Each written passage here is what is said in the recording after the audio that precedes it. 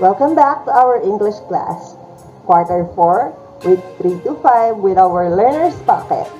Using graphic organizers in writing paragraphs showing cause and effect, comparison and contrast, and problem-solution relationships.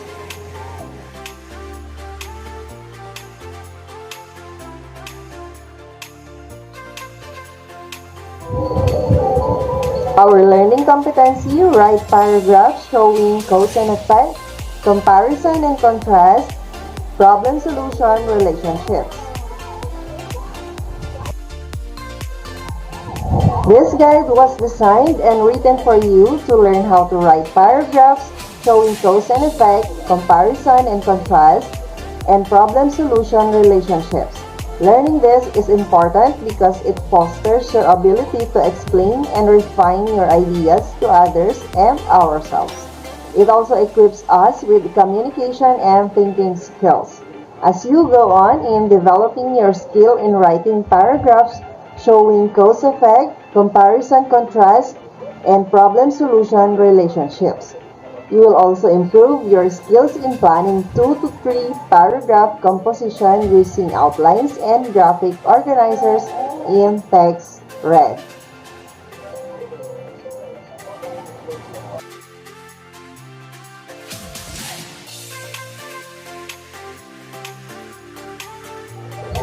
So what is a paragraph? A paragraph is a brief piece of writing that has a topic sentence and supporting sentence that are closely related to the topic sentence.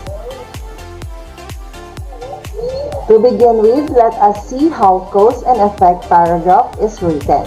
When writing a cause-effect paragraph, you may first list your ideas in a graphic organizer like this. To indicate causes and effects, the following transitional or signal words or phrases may be used. So here are the examples of signal words in causes and effects. So you may read them, and if you are going to write a paragraph, you must use them to indicate the causes and effects.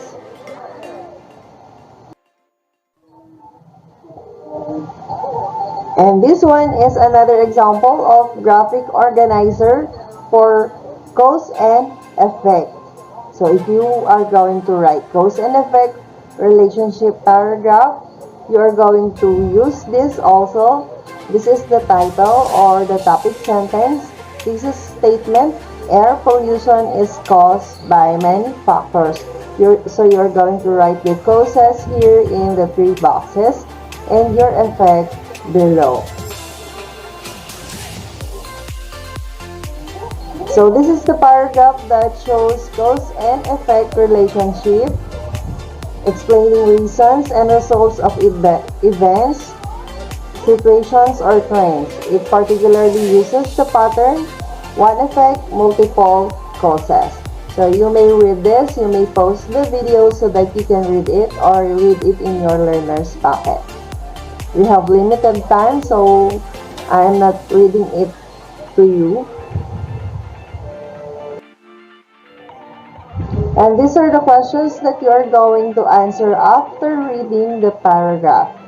So it is all about the air pollution. So I have written here the answers so that you can get it right. The second example of comparison and contrast paragraph. Comparison in writing discusses elements that are similar, while contrast in writing discusses elements that are different. So this is an example of Venn diagrams showing comparison and contrast or similarities and differences. When writing a comparison and contrast paragraph, you should remember the following tips. The similarities are written here inside this area, and the differences are written here in the both sides, both ends, and so there are steps in writing a comparison contrast paragraph. Number 1, choose the people or things or the subject that you want to describe. Number 2, organize similarities and differences of your two subjects in a Venn diagram. Use the transition or signal words that show similarities such as like, similarly, and both. And differences such as but, however, while, and on the other hand. This paragraph shows comparison and contrast. So, as you can see here, the signal words was used. Both, however, and on the other hand. So, you can just pause this video again so that you can read it.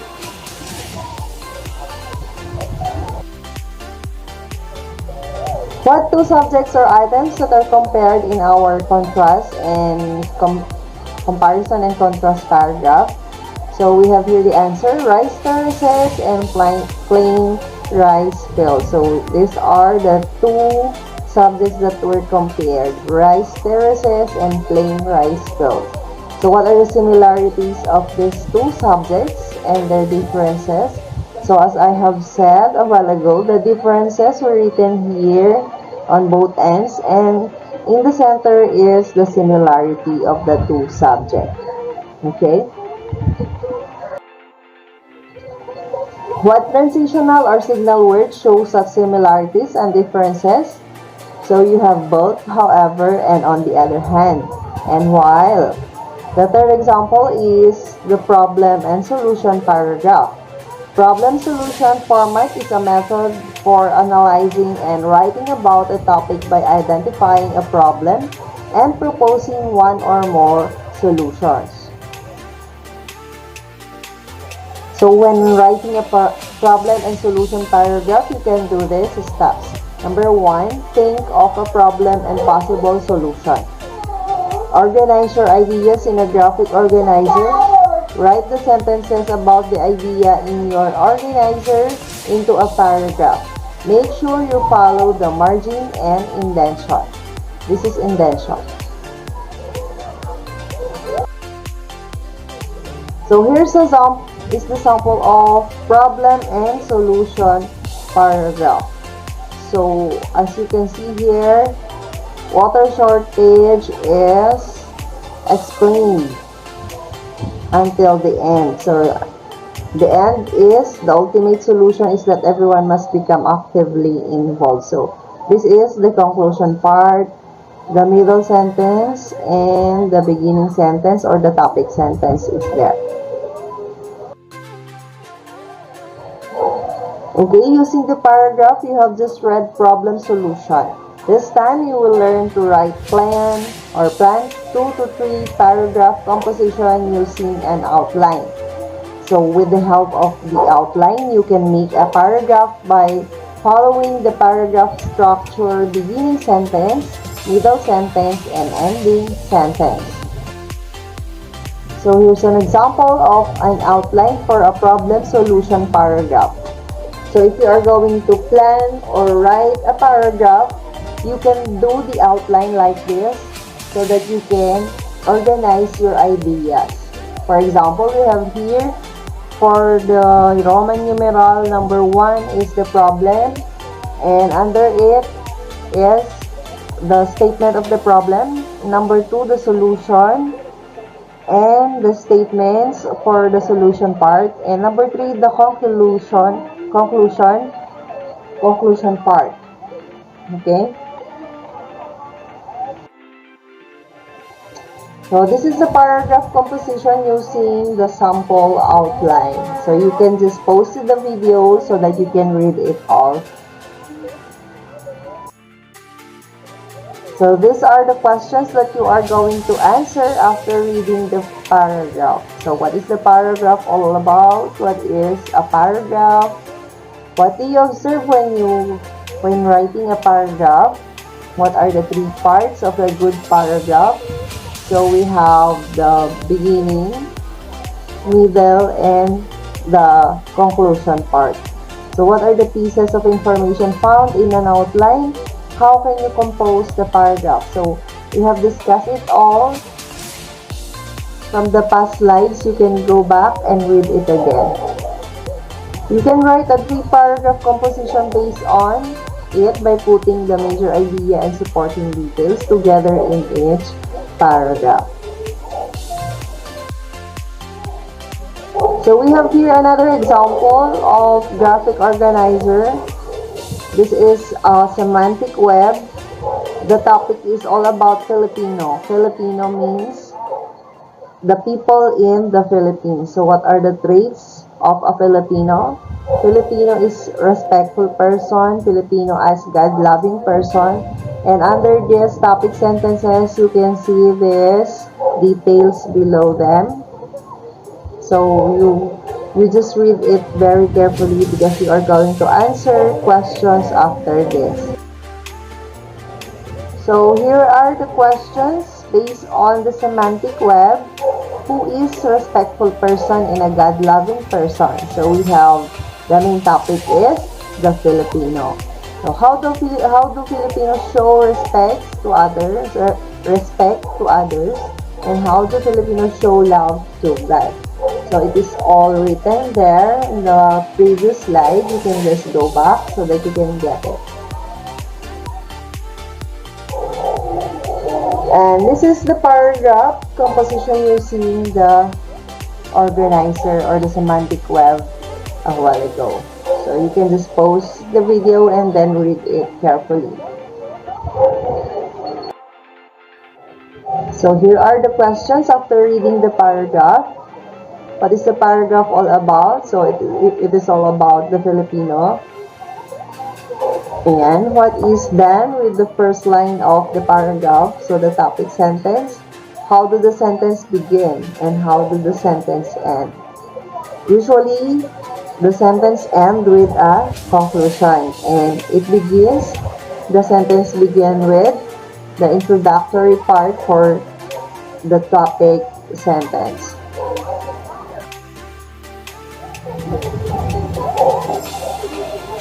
So for now, we have here the learning task number 1. You just have to write agree if the statements are correct and disagree if incorrect. So do this in your notebook. A good paragraph has introduction, body, and conclusion. So you just write your answers here on the blank or in your notebook or in your paper. Agree or disagree.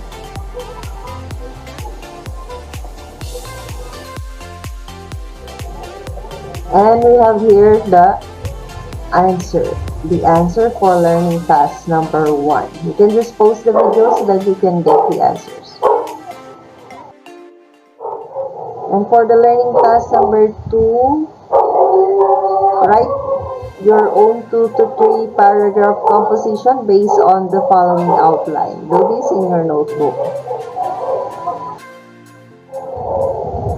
So I have here example for the learning task number 2. This is just sample answer for you to base on your answers, but please write your own answers.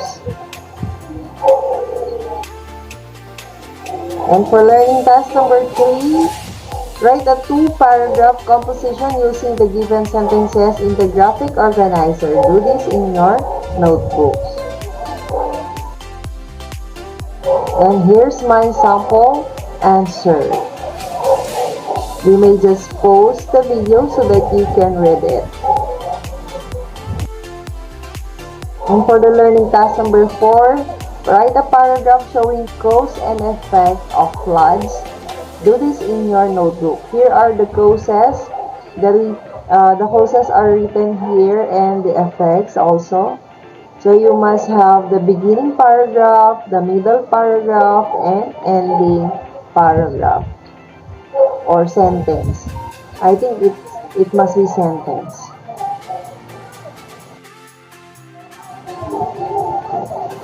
So for the sample answer for the learning task number 4, I have written here 3 parts. The first paragraph, second paragraph, and the third or the conclusion part.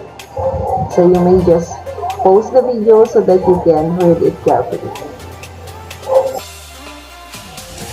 And for the learning task number 5, write a paragraph showing comparison and contrast about reading books and traveling.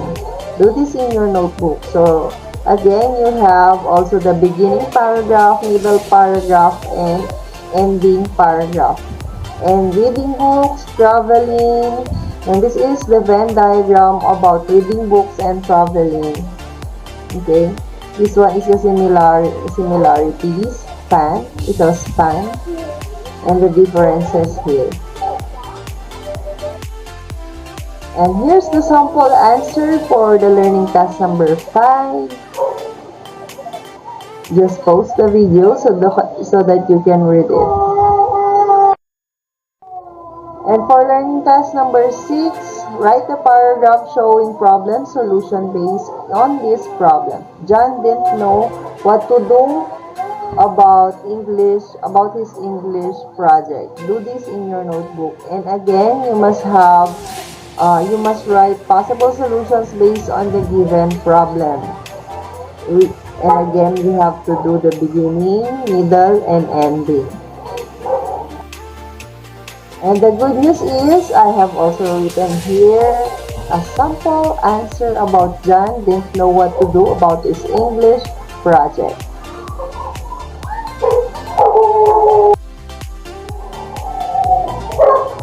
And for the next one, assimilation. Okay, this is now the answer for the assimilation part. I'm sorry for the dogs. The dogs are barking. And for the next part of the assessment, write a paragraph showing cause effect on reasons, stress, relief, pleasure, and social situations, and the result. And again, you have to write the beginning, middle, and ending. And this is again another answer, sample answer for cause and effect of smoking. Number 2, comparison and contrast with the similarities, ball games, time, and differences, volleyball and basketball. What are the differences of volleyball and basketball? So you may use the Venn diagram to show the comparison and contrast, but you are going to write your own paragraph, so you must have beginning, middle, and ending paragraph. And this is the good news. Again, we have the sample answer of comparison and contrast. We just have to distribute it for the beginning, middle, and ending paragraph.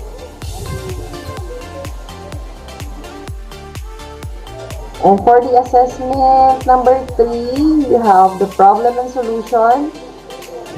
We have here the problem, no internet connection, can't do the online classes, and use the solutions using modules and other learning materials. And again, you have beginning, middle, and ending paragraph. And my example here about problem and solution for internet connection. Here, you may just find where to write the beginning, middle, and the ending paragraph. You divide it because I have written here is one paragraph only, but we have here the parts that are stated in the beginning, ending, and beginning, middle, and ending. And for the last letter B for the assessment, problem solution, answer, sample answer again. And comparison and contrast, sample answers here. I've done it for you. Hope you like it. And that's all. Please like, share, and subscribe for more video lessons. Thank you. I'm sorry for